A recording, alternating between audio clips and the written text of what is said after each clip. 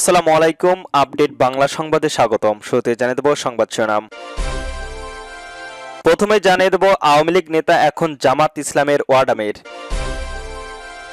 আরো জানিয়ে দেব খুলনায় যুবককে গুলি করে হত্যা। আরো থাকছে জামাতকে ভোট দিলে বেহেশতের চাবি পাওয়া যাবে এমন মন্তব্য নিয়ে বিএনপি ও জামাতের সংঘর্ষ। আরো জানিয়ে দেব আসুন গণভোটে হ্যাঁ ভোট প্রদান করি বলল জামাত আমির। সর্বশেষ জানিয়ে দেব প্রতিহিংসার বিভক্তির রাজনীতি আর নয় বলল তারেক রহমান। শুনছিলেন সংবাদ শিরোনাম, এবার বিস্তারিত। আওয়ামী লীগের নেতা এখন জামাত ইসলামের ওয়ার্ড আমির। ব্রাহ্মণবাড়িয়ায় কসবা উপজেলায় খরেরা ইউনিয়নের ৮ নং ওয়ার্ডের ইউপি সদস্য ও আওয়ামী লীগের নেতা মিজানুর রহমানকে একই ওয়ার্ডের জামাত ইসলামের আমির নির্বাচিত করা হয়েছে। বিষয়টি নিয়ে স্থানীয় রাজনৈতিক অঙ্গনে ব্যাপক চাঞ্চল্যকর সৃষ্টি হয়। মিজানুর রহমান খরেরা ইউনিয়নের আওয়ামী লীগের ১০১ সংসদ সদস্য বিশিষ্ট কমিটির ৩১ নম্বর সদস্য। স্থানীয়দের অভিযোগ, শেখ হাসিনা সরকারের সময় মিজানুর রহমান তৎকালীন আইনমন্ত্রীর ঘনিষ্ঠ হিসেবে পরিচিত ছিলেন। সে সময় তিনি আওয়ামী লীগের বিভিন্ন সভা সমাবেশে, মিছিল ও দলীয় কর্মসূচিতে সক্রিয়ভাবে অংশ নিতেন এবং নিজেকে আওয়ামী লীগের একজন প্রভাবশালী নেতা হিসেবে উপস্থাপন করতেন। ২০১৯ সালে ঘোষিত খরেরা ইউনিয়নের আওয়ামী লীগের ১০১ সংসদ সদস্য বিশিষ্ট কমিটির ৩১ নম্বর সদস্য হন তিনি। জানা যায়, বছরখানেক আগে মিজানুর রহমান জামাত ইসলামের খরেরা ইউনিয়নের ৮ নং ওয়ার্ডের আমির নির্বাচিত হয়েছেন। খরেরা ইউনিয়নের বিএনপি শ্রমিক দলের সভাপতি নাসির উদ্দিন বলেন, হাসিনা সরকারের সময় তিনি আওয়ামী লীগের ছাত্রসহায় থেকে নানা সুযোগ সুবিধা ভোগ করেছেন। এখন রাজনৈতিক পরিস্থিতি বদলানোর সঙ্গে সঙ্গে নিজের কুকর্ম আড়াল করতে জামাত ইসলামের রাজনীতিতে আশ্রয় নিয়েছেন। জনগণ এইসব ভালো করেই বোঝে। খরেরা ইউনিয়নের কৃষক দলের সংসদ সদস্য বাবুল মিয়ার বলেন, জনগণের ভোটে নির্বাচিত একজন জনপ্রতিনিধি এভাবে বারবার রাজনৈতিক অবস্থান পরিবর্তন দুঃখজনক। রাজনীতি আদর্শদের জায়গায় হলেও এখনো আমরা আদর্শ নই, কেবল ব্যক্তি স্বার্থের প্রতিফলন দেখতে পাচ্ছি। এ বিষয়ে ইউপি সদস্য ও আওয়ামী লীগ নেতা মিজানুর রহমান বলেন, আমি আগে মেম্বার ছিলাম, এখনো রয়েছি। সেই হিসেবে হয়তো আমাকে আওয়ামী লীগের কোনো কমিটিতে নাম দিয়ে রাখা হয়েছে। সে কারণে সরকার থাকে, সাধারণ তা থাকতেই পারে। কে কখন নাম বসিয়েছে এ বিষয়ে আমি জানি না। খরেরা ইউনিয়নের জামাতের ইসলামের আমির শরীফুদ্দিন বলেন, বছরখানেক আগে মিজানুর মেম্বার খরেরা ইউনিয়নের ৮ নং ওয়ার্ডের আমির হিসেবে নির্বাচিত হন। তিনি যে আওয়ামী লীগের সদস্য তা আমরা জানা নেই। কসবা উপজেলায় জামাতের ইসলামী নায়েবের আমির ফরিদিন শিবলি নোমানির বলেন, মিজানুর মেম্বার যে আওয়ামী লীগের সদস্য এ বিষয়ে আমরা অবগত ছিলাম না। আপনাদের মাধ্যমে জানতে পারি। যদি এলাকাবাসী কোনো অভিযোগ থাকে তাহলে আমরা বিষয়টি খতিয়ে দেখব এবং প্রয়োজনীয় ব্যবস্থা নেব। খুলনায় এক যুবককে গুলি করে হত্যা। খুলনায় রূপসায় দুর্বৃত্তদের গুলিতে আব্দুল রাশেদ ওরফে রিকু নামে এক যুবক নিহত হয়েছেন। দিবাগত রাত আনুমানিক ১টার দিকে রূপসা থানার বাগমারা এলাকায় এ ঘটনা ঘটে। নিহত বিকুল রূপসা উপজেলার বাগমারা এলাকার বাসিন্দা আবুল আওয়ালের ছেলে। পুলিশ ও স্থানীয় সূত্রে জানা যায়, রূপসা উপজেলায় নৈহাটি ইউনিয়নের কদমতলা বালুমাঠে বিকুলকে লক্ষ্য করে পরপর ৩টি গুলি করে অস্ত্রধারীরা। গুরুতর অবস্থায় তাকে উদ্ধার করে খুলনা মেডিকেল কলেজ হাসপাতালে ভর্তি করা হয়। পরে রাত ২টার দিকে চিকিৎসাধীন অবস্থায় তার মৃত্যু হয়। তার মরদেহ বর্তমান খুলনার মর্গের হাসপাতালে রয়েছে। পুলিশ জানায়, নিজেদের মধ্যে আধিপত্যকে বিস্তারকে কেন্দ্র করে এই হত্যাকাণ্ডের ঘটনা ঘটে প্রাথমিকভাবে ধারণা করা হয়। তবে ঘটনার প্রাকৃতিক কারণ ও জড়িতদের পরিচয় জানতে তদন্ত চলছে। রূপসা থানার ডিউটি অফিসার এসআই সাইমুন ও ঘটনার সত্যতা স্বীকার করে বলেন, রাতে ওসি আব্দুল রাজ্জাক মীর সহ থানার পুলিশ ঘটনাস্থল পরিদর্শন করেছেন। হত্যাকাণ্ডের ঘটনা উদ্ঘটনা ও হত্যাকারীদের গ্রেপ্তারে পুলিশ তৎপরতা শুরু করেছে। জামাতকে ভোট দিলে বেহেশতের চাবি পাওয়া যাবে এমন মন্তব্য নিয়ে বিএনপি ও জামাতের সংঘর্ষ।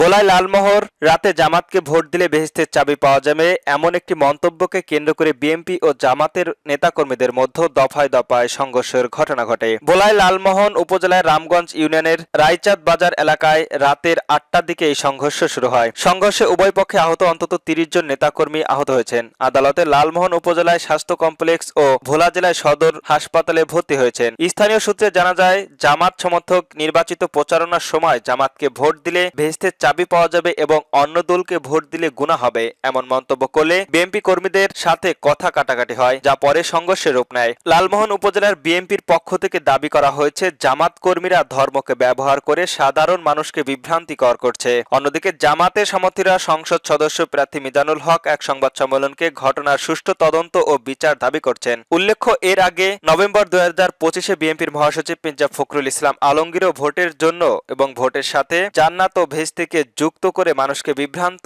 না করে জামাত ইসলামীকে সতর্ক করেছিলেন।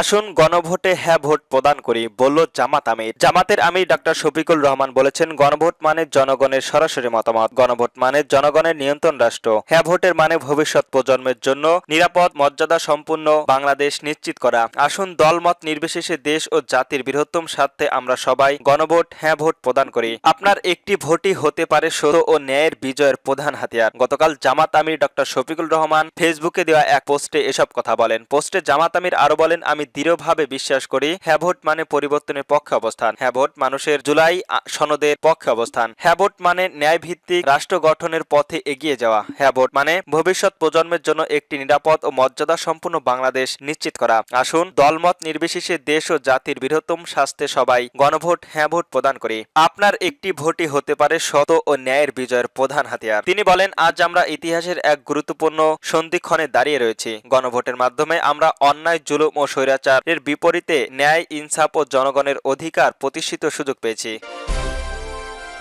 প্রতিহিংসা বিভক্তিকর রাজনীতি আর নয়, বলল তারেক রহমান। বিএনপির চেয়ারম্যান তারেক রহমান রাজধানীর হোটেলে শেরিটনে সাংবাদিকদের সঙ্গে শুভেচ্ছা বিনিময় অনুষ্ঠানে বক্তব্য দেন বাংলাদেশ প্রতিদিন। প্রতিহিংসা রাজনীতি থেকে বাংলাদেশকে বের করে আনার কথা বলেন বিএনপির নবনিযুক্ত চেয়ারম্যান তারেক রহমান। তিনি বলেন, রাজনৈতিক মতপার্থক্য যেন মতবিভেদ পরিণত না হয়, দেশকে বিভক্তিকর পথে ঠেলে না দেয়। বিএনপি হিংসা ও প্রতিহিংসার রাজনীতি পরিহার করে দেশকে সঠিক পথে নিয়ে যেতে হবে। বিএনপির চেয়ারম্যানের দায়িত্ব নেওয়ার পর প্রথম অনুষ্ঠানে দেশের মানুষের জন্য নিজের প্ল্যান বা কর্মপরিকল্পনা সাংবাদিকদের কাছে তুলে ধরেন। সবার সহযোগিতা চান তারেক রহমান। রাজধানীর বনানীতে হোটেল শেরাটনের বলরুমে বিভিন্ন মিডিয়া সম্পাদক ও সিনিয়র সাংবাদিকদের সঙ্গে শুভেচ্ছা বিনিময় করেন তিনি। এর আগে অনুষ্ঠান স্থলে এসেই তারেক রহমানের উপস্থিত অতিথিদের সঙ্গে কর্মমর্দন ও কুশল বিনিময় করেন। অনুষ্ঠানের স্বাগত বক্তব্য দেন বিএনপির মহাসচিব মির্জা ফখরুল ইসলাম আলমগীর। সভায় পরিচালিত করেন বিএনপির মিডিয়া সেলের আহ্বায়ক অধ্যাপক ডক্টর মোহাম্মদ হোসেন আলমগীর পাবেল, বিএনপির চেয়ারপারসনের পেশ সচিব সাহিল শিবলি ও বিএনপির নির্বাচিত পরিচালনা কমিটির সদস্য ব্যারিস্টার গিয়াসউদ্দিন রিমন। মিডিয়া ব্যক্তিত্বদের মধ্যে বক্তব্য দেন